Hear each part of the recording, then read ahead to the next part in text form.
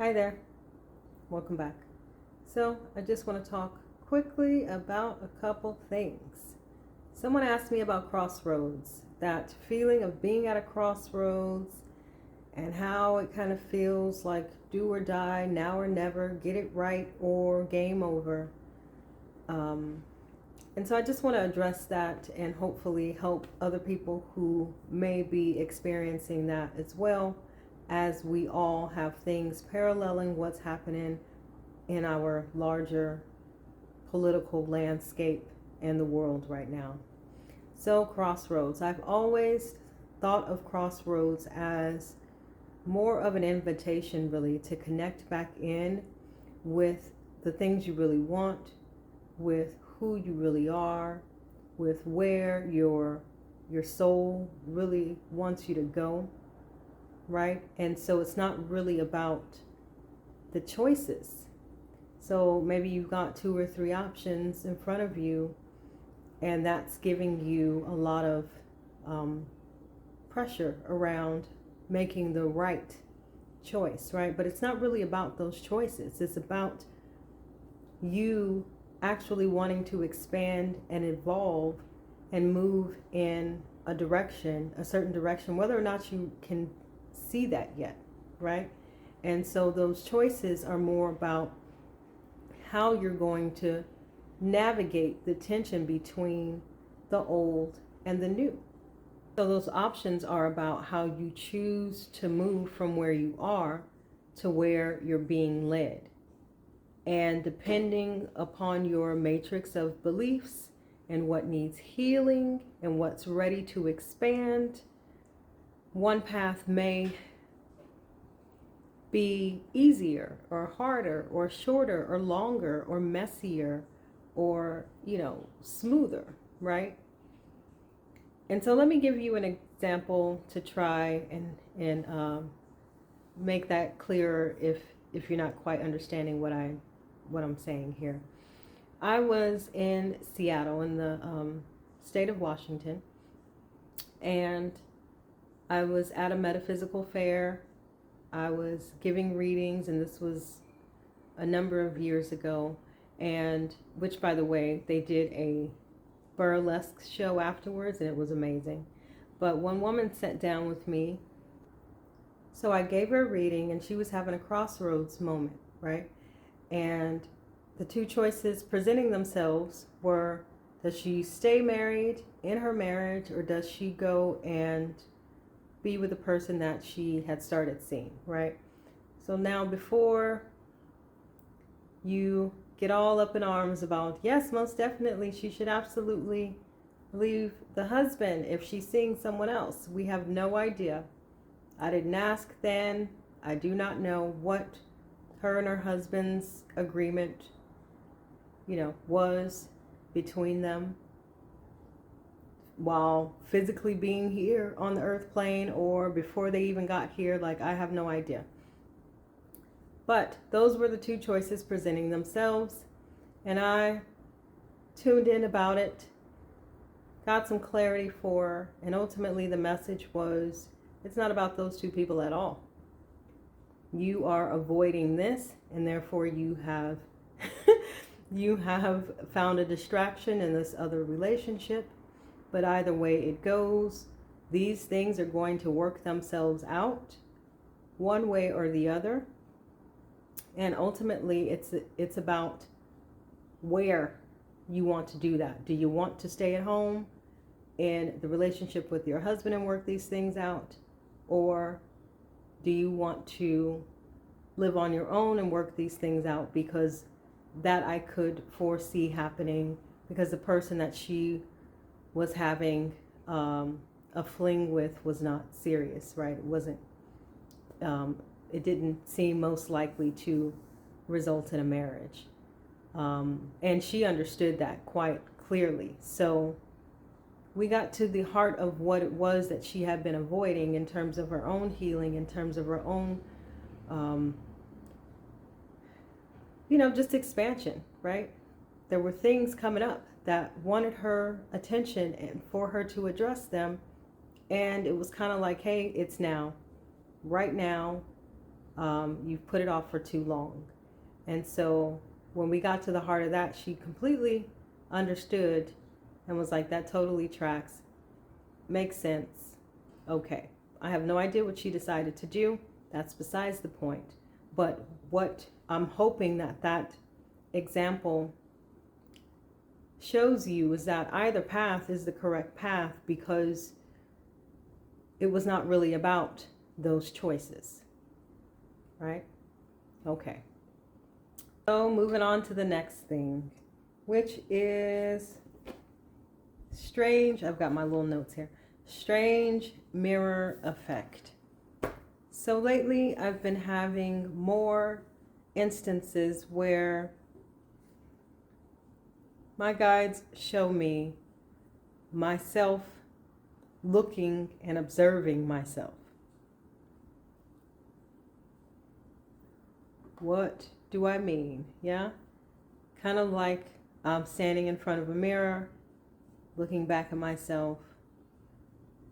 And it has happened a few times in meditation, but also last night, I believe, when I just laid back on the sofa, kind of tired, taking a few deep breaths, listening to someone's live as they were walking us through a meditation. And as soon as I laid back on the sofa, I saw myself hovering over myself, watching me. I don't know how to say this correctly, right? Watching myself as I was laying there. And it was just a little quick image that I saw. So, of course, I tuned in about it and I said, what are these instances where I'm like looking at myself here? And what I understood from what I was shown is that the veil is so thin right now, and those other versions of ourselves living out other possibilities, like those impressions, right? Because we connect in with certain points on the spiral, because life is cyclical, when we align with those points, then it is easier to see that reflection or that projection. Okay, so an example. In another video, I was talking about how my this image was floating in front of me, and I could see, oh, there was this other version of me that was a musician who later became a designer, and then that image kind of locked in into my current position there, making me feel like the interpretation was, okay, I've aligned at that moment, right when that version of myself, like right before that version would have become successful, whatever success meant to her, right? And so when it happened again, they showed me that image quickly, but then showed me like that forward, like that jump forward some years, right, to when she was actually designing. And it was kind of like a point was reached on that spiral again, where it was the moment right before she became, a successful designer, given whatever success meant to her, or, well, I guess me, because we're talking about other versions or possibilities. So I found that extremely interesting. I hope I explained that in a way that made sense, but ultimately, the veil is so thin. We seeing all kinds of crazy stuff, y'all. And we could say, okay, well, those versions don't really exist because here you are. Well, the impressions of them exist. However strange that may sound, it's like I can feel that it's true. So, okay, my truth, you don't have to believe. But whenever we dream up something, there is an energy about it, right? We visualized it, we've felt into it, we know how it should look and feel, but that energy exists somewhere, right? It's like a manifestation that was ready. to meet us in the 3D or the physical world. And we just chose to go in another direction. So that's what I feel that kind of impression is, right? But the last thing I want to share is that for those who are experiencing their gifts for the first time within the last couple of months here, I was talking to my guides and I heard that tell them don't forego the exploration period. So that made me feel like, okay, some people might be really going deep with a tool, for example. And if it's not you, then okay, you can ignore me. But maybe you're going really hard with like the pendulums or really hard with the tarot because you've locked in on that language and it feels comfortable and you are understanding the intuitive hits through it or the messages that are coming through. And that's all cool, but don't forget to open up to other ways of receiving information, because there may be gifts that want to come in, but they are not, you're not allowing the space for them to come in right now. And also in terms of using tools, it's always good to try out multiple just to see how they work and how you receive information, if it allows your one clair to be stronger while you're using it, or new clairs to open up, right? So don't forego the exploration process with your gifts, because that's when the natural unfolding of their development will happen. And that's when you'll realize that there was even more that you could do, and even more in different ways to receive information. Probably some that some of us aren't even aware of, right? Because it's not only about rapidly coming into gifts for some people. There may be new spins on more traditional ways of communicating psychically that want to come through you, right? But if you are locked real hard on a tool or one specific clair in an attempt to master it, then you might be shutting yourself off to those new ways or those new techniques.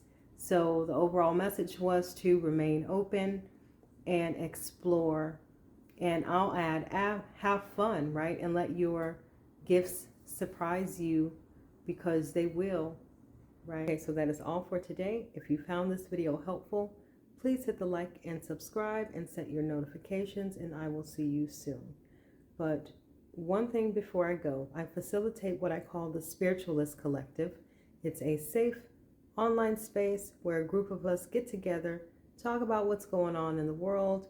We share, we build, we grow, and we connect, right?